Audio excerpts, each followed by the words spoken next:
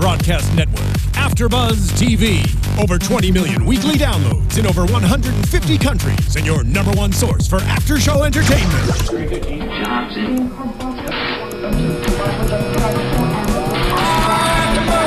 AFTERBUZZ TV, the destination for TV superfans, producing after shows for over 300 of your favorite TV shows, interviewing celebrities and showrunners, and bringing you behind-the-scenes exclusives. All thanks to E! Entertainment's Maria Menounos, producer Kevin Undergaro, and internet leader Akamai. Now, let the buzz begin! Ah, man. Welcome, ladies and gentlemen. The sound of that can only mean one thing. The beat builds. It does. Anticipation. And it will soon hit because we all need somebody. I don't know quite the words. We are here at AfterBuzz TV talking Revenge, the after show. We've been on quite a bit of a hiatus. So, Reign, you mean? Reign. I mean, there's revenge in The Reign. episode is called Tasting Revenge. Okay. So I had a little taste of revenge in my mouth. Well, I mean, yeah. But we are doing right Reign, as it says here, AfterBuzz TV's Reign After Show. If you haven't subscribed yet, go to youtube.com/AfterBuzzTV. We're also on iTunes. We're now on SoundCloud. I don't know if that was a thing before we went on hiatus. It's a thing now. It is a thing now. It's there. So, and many other platforms, all for free. So, however you can get us, go there, download, rate, subscribe, all that fun stuff. But without further ado, allow me to introduce Royal Bro #1, weighing in 100-something pounds. Thank you. JB Zimmerman. JB Zimmerman. Yeah, you guys can find me at JB_Zimmerman on Twitter. That's right. And I am Phil Svitek. And together we are the Royal Bros. Hashtag Boom. that stuff. Boom.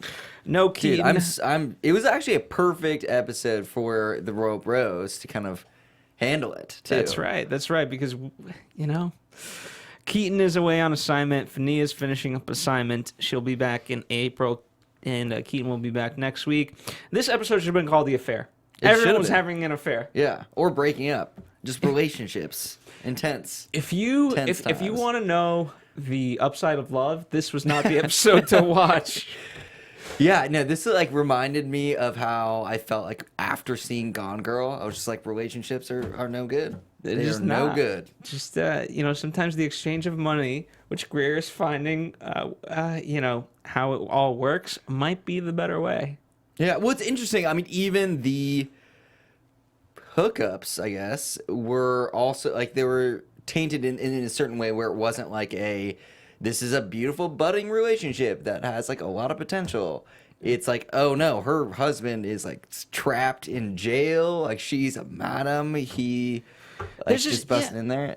There's just so much going on. With the Greer-Lath relationship right now could possibly be the only one that's actually truthful. Right. Because you kind of honest with what everybody where everybody's at. Finally, too, because I feel like that has been a rocky road.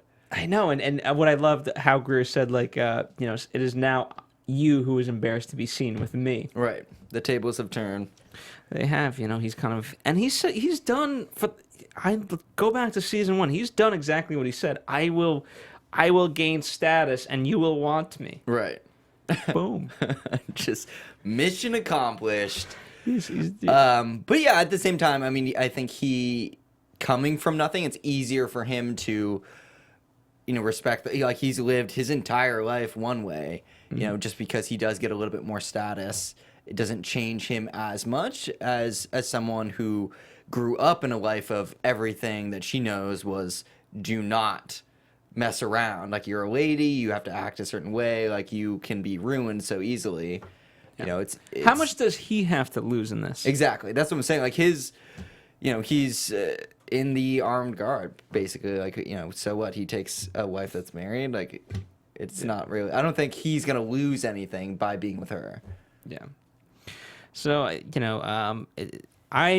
I really like this. I mean, I really feel bad for Castleroy, but it's kind of one of those things. If you watch real time, as we do, and there's that weeks and things like that, and you don't have his presence on screen, it's very easy to forget about these characters that you don't see on an everyday basis. Again, if I binged watched, they'd be like, "Oh, Castleroy, I have more of a connection to you." But to see Leif there and just kind of go for it and be accepting of her, I'm all in. Yeah, it was interesting how they handled that though, because they like made the effort to say that he wasn't dead, like he's just imprisoned. Yeah. He has no chance of getting out, so like you can't ever be together. But it was weird that they made like some sliver of it, like I don't know if he breaks out, it's a possibility, but Maybe they didn't like kill him off, like they still left him alive, which was interesting. You could look at it like that, or I don't know if this is if there's the right way of looking at it, but you could also say like, okay, well, it's just how bad would it have been like if he just died, you know what I mean? So it's better that he's alive, but he stands no chance of ever being with Greer, and so it's okay. I don't know. Right, but that's what I'm saying. Like, it opens up, maybe he can't see her, but what if he can, like, write a letter that says, "I'm here, would you come visit me?" Like, I mean, maybe they did want to open it up for that kind of moral dilemma with her later down the road, but... Maybe. I mean, they've certainly set that up. Knowing Castleroy, I think if he ever found... I think he's going to be a little preemptive, and he might write off to her, like, hey... wherever you are, I hope you're well. Be who you want to be, and you're free of me. And pulling he'll pull a Francis. Exactly. Fair enough. Yeah, I mean, there's a lot of wounds to heal. Yeah, he's a wise guy. He knows what's up. He's definitely well connected. Like he was one of the most well funded people on the show. Like his wealth is huge. So I can imagine that he would be able to set something like that up, even in prison. Sort of puppeteer some type of letter delivery. He doesn't have the money, but he can certainly... I mean, even if you're in jail, the postal system still works, even in ancient France. Just tie a little scroll to a pigeon. Yeah, why not? It'll probably get there. But like I said, one of the more interesting parts about this to me, as we go kind of through the rest of the relationships, because that's really what there is to talk about, they're the only truthful ones. Everyone else, right? When you have an affair... you're supposed to be honest with the person that you're having an affair with, because you're holding the truth from your main spouse. And yet there's layers upon layers of lies. I mean, there's the most lies with the spouse, but then on the mistress level or there's so much deception there too. It's like you need a mistress for your mistress. I know, just to keep it all straight. Yeah, true. A lot of side mistresses going on here, and there's only one king. So it's weird that there are so many of them happening, and so each one is toxic. I feel like it's a bad thing in every single situation. Let's talk about Kenna, because this was a breakup and I know. Heartbreaking for the viewer. I mean, I did not want that to go down like that. I mean, I'm kind of behind Bash. Team Royal Bros all the way, so I support him kind of being like, you already did sort of emotionally cheat on me, like whether you actually left the castle to marry this other dude or just like internally made that decision in your mind. Like I feel like that is... But she verified it when at the end when she says, I was ready to leave. Ooh, that just hurt. That hurt. That stung, because he was trying. He's done something he danced with her, and that might be... He said he was going to Paris, man, which he hates. It's not all. Apparently, everybody does. I feel like they should be in Paris, just all of them. I'm surprised the kingdom is not in Paris. If I was the king of France, I would definitely probably post up in the capital of your country. It's very reputable. People know it, associate it with a nice, clean city. So yeah, I would probably set up shop over there. Yeah, or close by at least. You can go to Fashion Week. Yeah, exactly. Dates back to that. The day dates out there. But I do give Kenna credit for testing the waters with Antoine and getting the wife involved.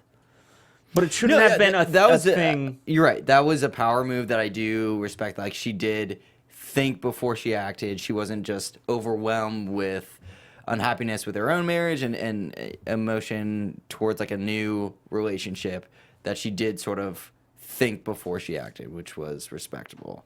But I just wish, regardless of even if like the wife was literally just there on a what do you call him, a gurney, Right? then that she still would have been like, okay, you're not a liar, but guess what? This still cannot happen. Yeah, and she still made out with Antoine. Like, let us forget. Like, but I'm noticing a fourth base is like what we're really calling an affair. Okay. Which is what Laith had, and which is what Francis had. So they're the only two who actually got laid tonight. But that's what I still, in my eyes, I still think maybe even if they only got to first, possibly second base, Mary and Condi, which we'll talk about more in depth in a bit. I still think that they cheated, or she cheated at least on her marriage. She emotionally, absolutely, certainly.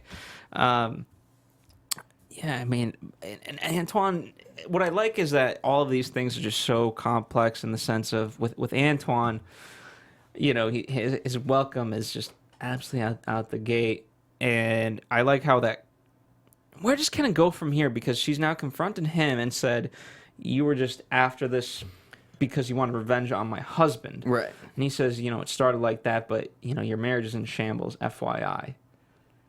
True. I mean, he's not wrong.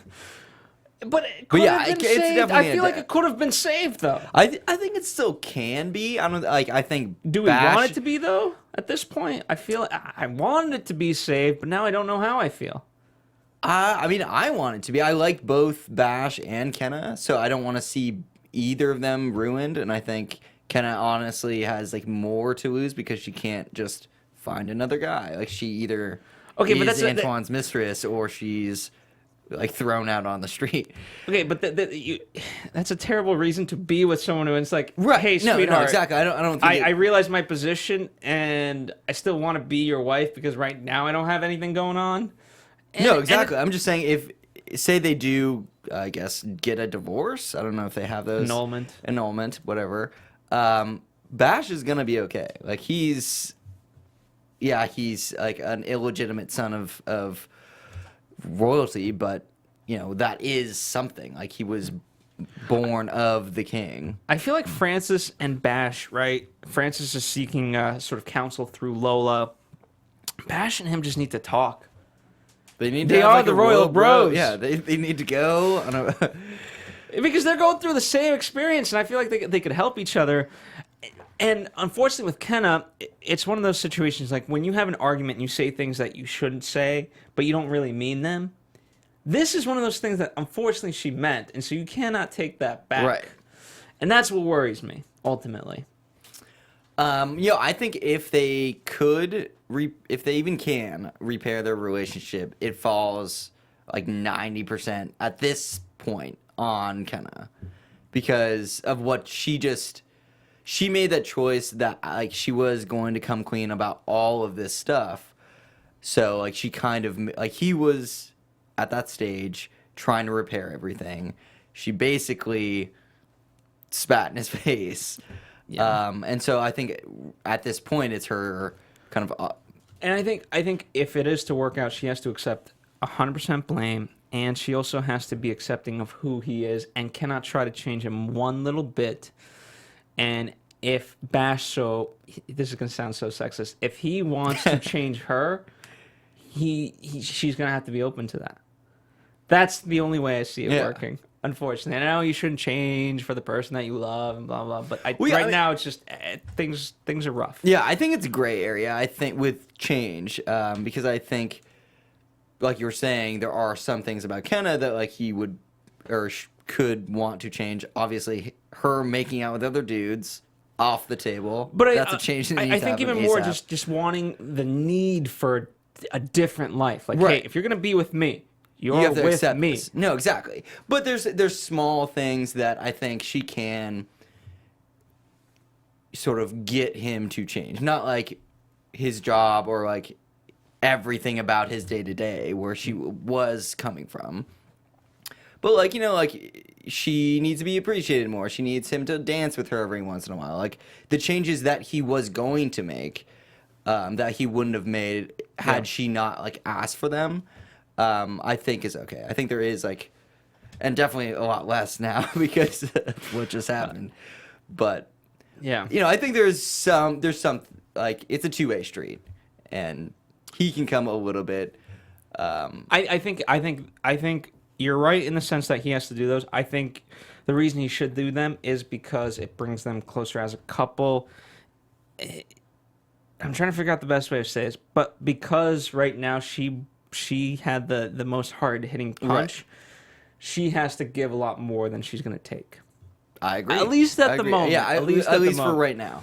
100% agree. You know, it's not like if I'm the one that cheated on you, and then I'm like, listen, if you want this to work, Yeah. you got to change. It's like, no. It's like, yeah, that's you not how don't this really works. have leverage at this point in time. Ah, man. No, I completely agree. Speaking of, let's talk about Lola and Francis, because Lola, she was kind of through Queen Catherine.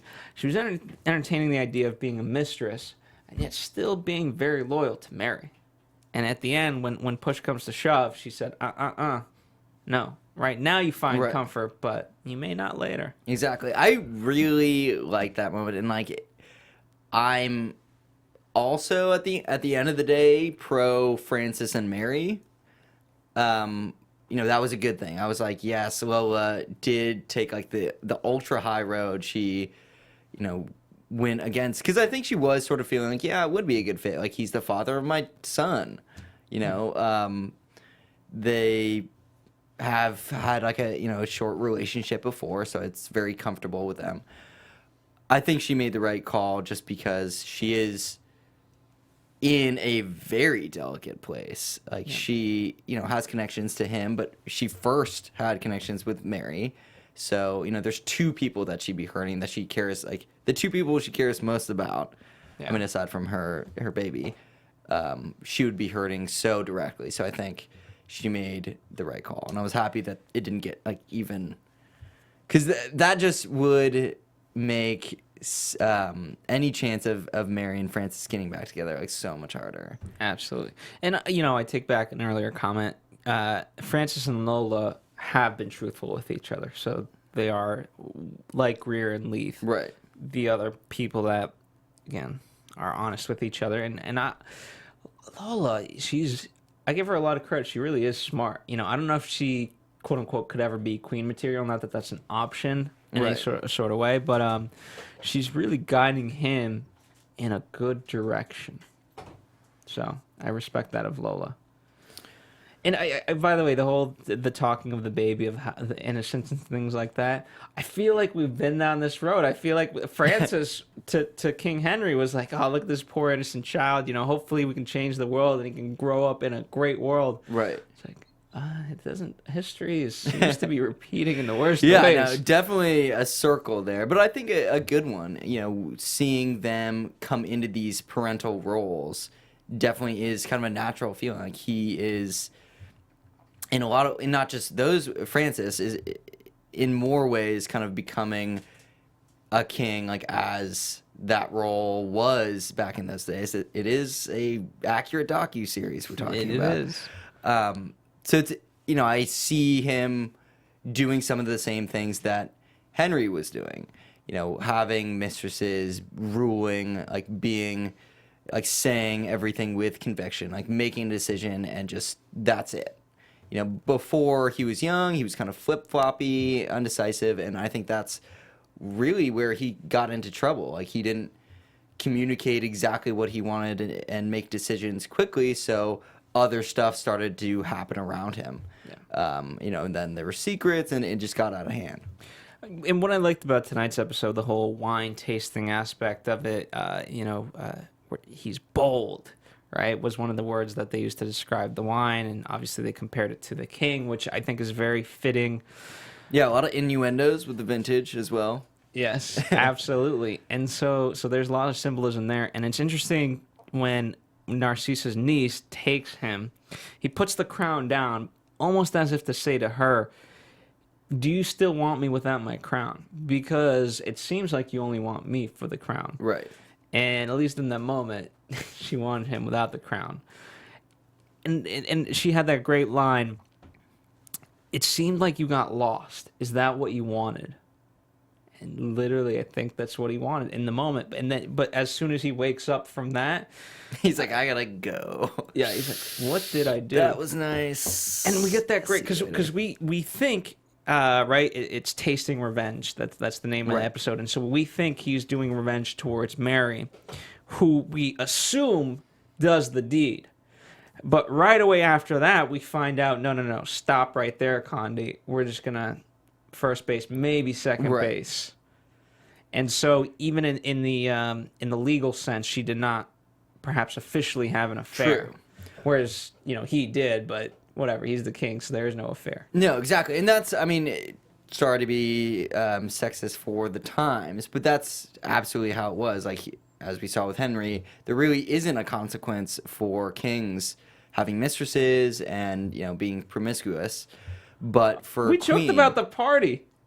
I mean, that was... exactly. They literally had a full-blown party, like, advertised at the castle to, like, get as many mistresses as possible.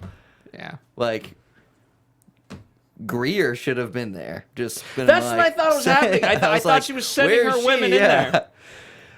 I thought she knew of these parties. She should have. I mean, if she wasn't banned from being in the castle ever again, I think she probably would have been like, best business day ever. But here's the thing. I really wish it was like, this is a crude analogy, but forgive it. I wish she's like on the mailing list for these parties. And although she cannot get in, she can send her girls in. Exactly. And it's like, okay, I can't go, but you should go, and here's how to do it. No, if the storyline does unfold where Mary and Francis like don't get back together for a while or at all, I think that's absolutely a storyline that could bring Greer back into like the main character's circle. Mm-hmm. She'd still have to be outside of the castle, but just as more purpose to the main character. She kind of fell by the wayside for a while. Now, with Leith, maybe there's some storyline there, but other than that, if they're just happily ever after, she's doing her thing, he's like, off doing him. We don't really have a reason to bring them back in future episodes. For now, yes. All right, let's talk about Mary. You know what? We saw an interesting scene where Mary's talking about another princess named Cinderella. Yes, that wasn't we did. part of tonight's episode. Part of the show. Not part of the show. She's a fan tricked. of the movie, though. She is, apparently. But, however... when you pay people to advertise for you. Yeah. I will say, here's the thing. If we're going to talk about Cinderella fast, if you guys are interested in movies, we have a network called Popcorn Talk, and specifically there's a show on the Popcorn Talk network called Anatomy of a Movie where we dissect movies, kind of like what we do here, but instead of TV shows, we do it with movies. And next week, we will be doing Cinderella. So go see the movie, then check us out. It's a whole slew of things. You saw Mary tonight talking about Cinderella. Then you're gonna go see it. It's it's progression. It is, and then you're gonna talk about it with us. So multimedia. That's right. So all right, actual Mary events of tonight's episode. Mary kind of disappointed me tonight. Let's start in the greater things, because we started the episode and we got the little recap, and I said to you, I understand that Mary loves Conde and I understand how this relationship developed, but I still don't get why she loves him and not Francis. I agree with you, and we kind of we were talking about this when we were watching the show. There isn't, obviously what happened to Mary was devastating. After that, and even a little bit before, like, Francis has done nothing directly harmful to Mary or their relationship. So it's interesting that she punishes him. I get the fact, like, where she needed space, she needed time, totally. But for her to cultivate a new love with someone when you had one from the old, I don't understand as much. Obviously, I'm not a woman, so I'm not going to claim to know everything. But I feel like there was no other reason to kind of punish Francis. I'm going to surmise it. It's almost like electrotherapy, right? In the sense to me that it feels like she touched let's say, a metal rod with electricity, but she did it with her right hand, and that's Frances. Whereas if she did it with her left hand, no pain, right? And so she in her mind, because of Frances's earlier actions, she associates him with pain that led to this, whether or not he was a direct cause. And so by she just can't touch the metal rod with the right hand, but Conde is the left hand, and it was fine, literally and symbolically. Right. And so she's now Amazing pursuing that healing. And literally, we're using the word healing in this episode. I'm like, what? And I get it. I understand that there's a healing process through something like this. I don't, much to your point, I don't understand how it could be with another man, especially when there's another man who you claim that you love. Right, and he's doing everything possible to make it a better situation. You know, like, they were kind of inching closer, and then it sort of, like, fizzled away again. I mean, they were in the same room. He was sleeping in his little cot, and she was in her bed. We got so close. And then it just did a 180 and went the affair direction, which is no good. But, I mean, also coming from the bro standpoint with Conde, like, we were saying earlier in this kind of recap, it's not good for anyone. No. Like, literally, everything is against them. I actually wrote that. I was like, especially with the Mary Conde relationship, everything for both characters is against them. Now let me ask you this. Could the only thing that could have happened out of this, the good part, is that France and Scotland would have been safe? Because if he's with Mary, he's not with Elizabeth. Which, obviously, he's lying. Yeah, I mean, we'll talk about that in a moment as well. Right, but I mean, like, if they do go to Scotland, if Mary and Conde go to Scotland, they are not good with France, and they are not good with England. But at least they're not good with England still keeps France safe. From sort England. of, but also Conde is not good with his family, which I think is the most important thing. Like, literally, his family hates him. Like, but I don't think he cares too much. Well, yeah, Antoine, a tough brother to love. Obviously, you know, he's got shortcomings. We can see that a mile away.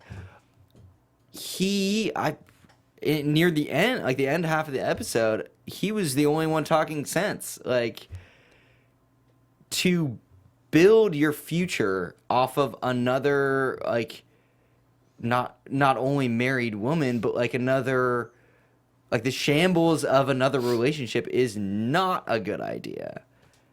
You know, they're not even fully, like, separated. It's still a love triangle in a sense, and to put all your eggs in that basket, to, like, bank your entire future, your family's future, everything about your life on that, I think is a decision you cannot make and shouldn't. That's, you know, it's one of those things. Like, right now, again, everything's perfect, right? We're off on an adventure.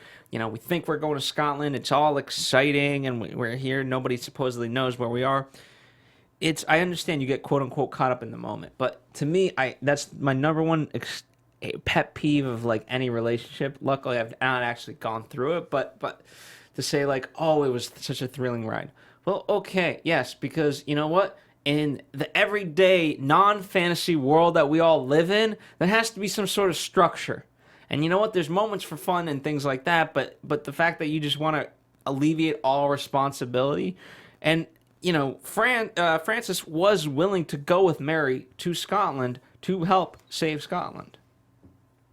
No, that's commendable. She's doing it because her first priority is always her family. So that's why it's like, you know, them doing that action, while it's good for Mary's side of things, it's the exact opposite of what Conde should be doing on, like, his family side of things. Well, even the perspective of, like, if it helped in some way where Mary goes with him to Scotland to try to rebuild Scotland, bringing Conde is not good, right? It's not good. You're not bringing another kingdom with you to do this. You're bringing an exile. And yeah, 100%. And the fact that, oh man, he talk about test at the end, when she's hugging him, it felt very forced on his part. He was like, I gotta just hug this woman, but I feel, I'm really hurt. He was not in that moment in the least. Like, and then boom, we get the the confession he's meeting with the envoy, and he's like, and things are going well, and is he lying to the envoy? Is he lying to Mary? I think he doesn't know at this point. I think he's setting up options, which isn't, horrible. Obviously, Mary wouldn't be happy if she knew, but I think next week. It's sort of similar to a lot of these other characters. Like, Kenna was sort of seeing other options. She stepped over the line. She actually went through with setting plans and made physical breaches with Antoine. There's been many other characters that sort of test the waters. Obviously, Francis dipped a toe in the pool a little bit. He's also the king, so it's a little bit of a different scenario. But, people have sort of been assessing their situations and kind of building their options to where they have to make a ultimate decision. There's a million different mini decisions that need to take place before you can actually choose a path for good, which I don't blame them for. In Conde's life, this is literally the most important decision he's gonna have to make. Do I choose my life to be in exile? My family's gonna hate me. I'm gonna live in Scotland forever and support a queen, or do I want to become a king in England? Is that a possibility? But is there a third option where he doesn't end up with Mary, but he doesn't have to be, the ruler with England? Right, but I mean, you say that a bad thing. Do you think? I don't say it's a bad thing. I think right now we're pitting it's either that or that. Right. Well, at least Antoine is. I don't think. If he tries to make the Elizabeth thing work and it doesn't, and his relationship with Mary is ruined because of it, I still think he's gonna find a way to be happy or a way to make himself, find a life worth living. I don't think it's that or nothing, but I think those are the two options that he's actually choosing between because they're the best. He obviously loves Mary, but he's being a king of England would be pretty cool. Absolutely. It's one of those things where he's definitely not being honest with her about this. But she's also not 100% being honest with him because she's all happy, hey, we can stay a little bit longer, we can do what we want. And he says, you've softened up to him.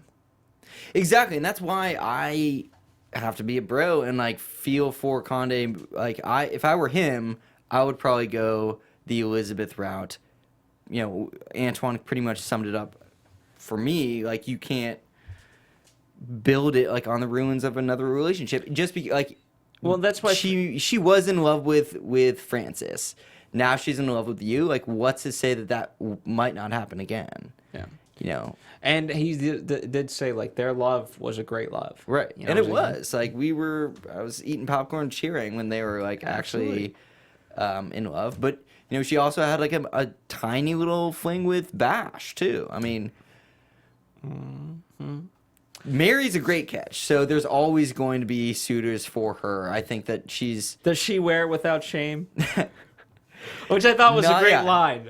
By the way, no child should ever be taught shame. Yeah. I like that from Antoine. So. Well, yeah, he clearly has zero shame, so. Here's, if I feel like Conde, if in any ways he's like me, all it takes, I make pretty rash decisions, at least in this department. And if ever I feel wronged, I am willing to admit that I am not the most patient man when it comes to this stuff. I am not the most forgiving man when it comes to this stuff. And I am more of these times of a man. And so if a woman told me what Mary told me, I'd drop her right then and there, and I'd be on the first horse to the envoy, and I'd be like, all right, let's set this up, and I'd be like, fuck you, Mary. Ooh. Well, yeah. Also, I would literally start war over this.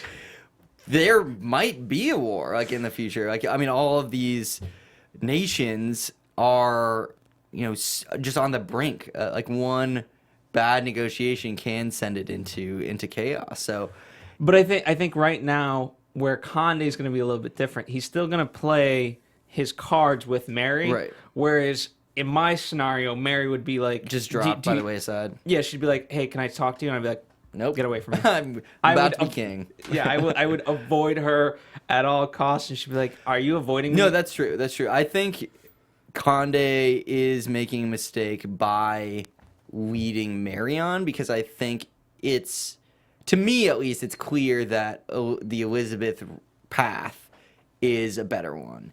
He has a chance to actually, like we were talking about, like, relationships that are good or bad. He has a chance to create like a legitimate relationship, like from the ground up, like start something new. If he does get married to, or like run off with Mary, and that's great, it's still something that they have to keep in the shadows. Like, he can never be public. He always has to be. And you have to look at the greater thing. A male mistress at that It's point. all about helping your kingdom. Right. And from political stance, okay, you may have sided with Mary, but there could be, if there is a chance, like, okay, hey, I'm gonna take Elizabeth, but I care for you in France, so I will try to do whatever diffusion I can with England, so that way at least there's peace. It might not be happiness, but at least there's peace. I don't know if that's an option. Yeah, I haven't read that far in history. Commendable point. I think hopefully it does end that way. If there is kind of a trifecta breakup like that they do remain cordial. It's kind of funny to talk about that because they're just three people, but at the same time they control that entire region. Yeah. Like, it's funny to talk about, like, their relationship affects literally everyone in like the known world, I guess, back then. And that's why it's like, okay, so let's talk about love. As Antoine's saying, let's talk about love or politics.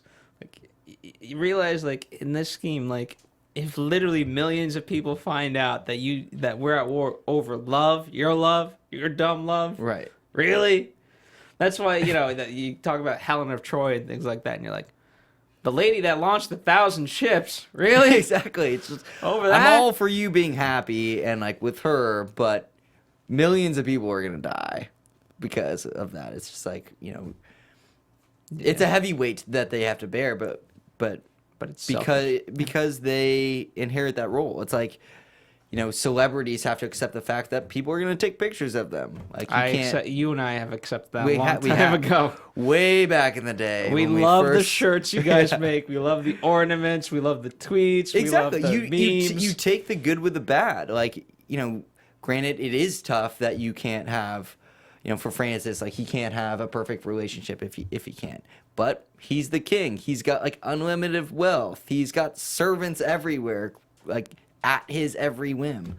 But let's talk about that scene particularly, because it was one of the toughest scenes, and she tries to interrupt him. He says, "Do not interrupt me because this is harder. You will only make it harder." Right? What were your thoughts? I mean, I certainly could never say that. I mean, and to Conde's point, he just changed his mind. Could he go back to changing his mind again? I'd like to believe Francis in this scenario because it was so painful for him to do, but he could change. Yes, I think in the moment Francis did let go, and that's why, like, fully was like, out of this relationship, I will, like, accept this breakup. Like, we are never getting back together. I'm accepting that. And that's why he went to Lola and he was like, yeah, like, it is liberating, kind of, because in his mind he had closed that book. He could start a new one. But was he lying to himself because he thought he had Lola, and it's like, okay, a little bit. I mean, to me, he would have to get over something that huge, like, in any sort of time. He just needs a night of drinking with his royal bro. I'm telling you, he does. He just Francis, come on down. Bros before Let's hoes. crack some I'm brews. telling you, like you Yep. know. Yep, the truth. Girls is Royal trouble. bros before hoes. Straight up. There it is. That's right. So, anything else that you want to talk about that we perhaps I mean, missed? I feel like this was that was a a therapy perfect way lesson. to end it. Yeah, just Royal bros before hoes. All right, Royal bros before let's get hoes. some predictions and then no Castle Corner tonight. And now, your AfterBuzz TV predictions. I know millions of you are saddened by no Castle Corner. I understand it's it's a segment very near and dear to my heart because I started it. you did. And here's origin. Keaton, who was supposed to run off with it and make it her own. Classic Keaton. But right, I mean, how many? She sent it to us before she was supposed to record a video message last time. Then I had to read it last minute, and now I was expecting her, so I didn't do a Castle Corner. So how about this, fans? Regardless whether or not Keaton is here next time, I will do a Castle Corner. I will do my research. I will do a castle. How about this? There's in Wales, northern Wales, Port Merion was built by Sir. I forget his name. This is me literally pulling Toys. from something that I see know. that. I did no research, but he was building it from 1923 to about 19. It got finished in like I want to say 73. Okay. Nice. And so, I mean, it took that long to actually kind of create this, but it's more of a, this person, it was his property, but it was, a lot of people go now as a tourist attraction. It's got mountains and it's by the ocean. It's got like a green dome. It's got like a village square. It's got all these cool things, and it's kind of Italian based, but it's in Wales. Really? It's really cool. So while not particularly a castle, Port Merion is called. It's a cool place to visit, and it's the backdrop of 1966's TV series The Prisoner. So Nice. very Excellent very- trivia right there. Have you been to that? I have not been. Okay. I'm just this is just research that I know. Fair enough. But I Living would love to vicariously go. through the photos, which I will do after this. I want to check it out. And also to add to that, the guy's name is Sir Bertram Clough Williams Ellis. Boom. a long You got name. the sir. You got the sir. I knew he was knighted. But let's not. Okay, so No, you actually pulled out a lot. I am so impressed that you knew that much about that castle. I've been doing The Prisoner also on AfterBuzz TV, so I know about that place pretty well. Nice. Excellent. But yeah, so next week it looks like it's all about Conde's lies. Yes, I think that is going to explode in everyone's face. What will Francis do if he finds out? I mean, I think he'll just sit back. Like, Sit back, this kingdom's about to be in shambles. He's gonna try to chop off this guy's head. I mean, in the sense of his relationship with Mary. I mean, I think if that happens, if he finds out Conde is like going off to England, all this stuff, Mary's devastated, it's not like, oh, well, my, I guess, ex-wife's affair isn't working out. Like, let me run to her aid. I don't think he's going to do that. I think that, she, just like Kenna, she's in this current position, has a lot of work to do to make up for the decisions that she's made if she wants to make that relationship work. It falls, again, almost completely on her. I mean, here's the thing. Take Mary out of the equation of all of this and the love triangle. Conde still could have very well, this could have been his quote-unquote destiny, right? But I think Francis, if he ever gets word of this, he will at least... try to stop it just for his own thing? Stop it. Well, absolutely he has to stop it, but blame Mary. Because absolutely, this has to be stopped. From their eyes, at least. Well, no, like you were saying earlier with, if he is king, like, do they just remain cordial? Like, do you think he could see... After that news, I don't think he's going to take it lightly. True. I mean, he might be able to use her to his advantage and say, hey, listen, Mary, I hate you forever for this. But in order to... You do feel bad about this. In order to save Scotland and France, you have to go and just be with this man. Whoa! Do you think he would? Do you think he would? Now it's pimp for out country. his ex-wife. I mean, she has to give herself fully. I don't know. Well, no, I think he is going to leave him. Like, there's a little vulnerable spot for Mary in his heart, and I think he's going to. He would never forcibly pimp her out. I think. I could see definitely him blaming Mary for creating more problems, but given the fact that he was ready to let Condé have his wife, his love, like the person he like his best friend at one time, shows that he is, he at the core, he likes Condé as like a human being. Like, there's a respect there. It's like, if he hated him, I think Francis would have just had him killed, honestly. Just like, whatever, we'll fight a war, we can beat the Bourbons, no problem. Like, they're small. They came up with a good liquor. Yeah, exactly. I mean, we'll just steal all the barrels that they have. So I think that it's definitely not going to go well, probably for anyone. This is not heading in a good direction. I think Francis honestly has the least to lose and the most to gain by that happening. I don't know. Well, I mean, to me, that fire has to start burning between Condé and Mary for anything in the future between Mary and Francis. Yeah. All right. So, well, it's gonna be messy. We'll see. We'll tune in. We might see Antoine and Francis strike up a deal. Who knows how this is going to go down? I have no idea. But I don't. We've got. We're on episode 16, episode 17 next week. We're heading a bad. This is not gonna end. It's getting intense. Season 2 is not gonna end happy. I don't feel like. Yeah. So So anyway, thank you guys for joining us yet again on AfterBuzz TV's Reign After Show for Tasting Revenge, and you can follow us all at it's Keaton M33 on Twitter. Fania Thomas. I think I know these, but I do know JB_Zimmerman, right? Yes, exactly. On Twitter and Instagram. That's right. The people can find you there. They can talk. And, of course, AfterBuzz TV, Facebook, Twitter, Instagram, all the social media stuff. Comment below on the YouTube page. Comment below on iTunes, SoundCloud, wherever you're listening to us. Communicate with us. We love your guys' opinions. I felt we had a great dialogue tonight. I did too. #, Royal Bros Before Hoes. That's right. Always. And but you could use the number 4 if you want. You don't have to keep spell it shorter. Keep it shorter. Yeah. Anyway, we'll see you next time for episode 17. From executive producers Maria Menounos, Kevin Undergaro, Phil Svitek, and the entire AfterBuzz TV staff, we would like to thank you for listening to the AfterBuzz TV network. To watch or listen to other after shows and post comments or questions, be sure to visit AfterBuzzTV.com. I'm Sir Richard Wentworth, and this has been a presentation of AfterBuzz TV. Buzz you later. The views expressed herein are those of the hosts only and do not necessarily reflect the views of AfterBuzz TV or its owners or principals.